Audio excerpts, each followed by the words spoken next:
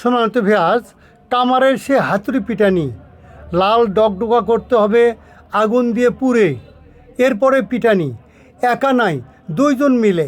হ্যাঁ বন্ধুগণ, এই গল্পটা কিন্তু নতুন নয়, সেই অনেক কাল থেকে চলে আসতেছে বই পুস্তকে। হ্যাঁ বন্ধুগণ, আসলেই ঘটনা কিন্তু সত্যিই কষ্টের।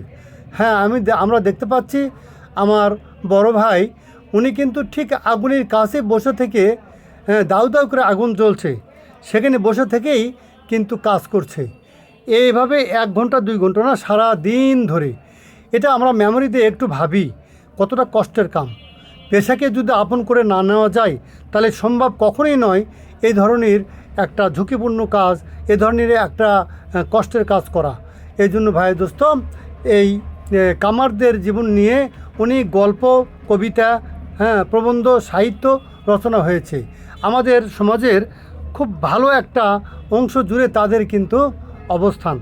এই জন্য আমরা তাদেরকে সম্মান করব, তাদের কদর করব। হ্যাঁ, তারা আগুনে পুড়ে এরকম গরমে ঝলসে আমাদের খেদমত করতেছে। হয়তো সামান্য কিছু আমরা টাকা দিচ্ছি, কিন্তু খেদমতটা কিন্তু অনেক বেশি।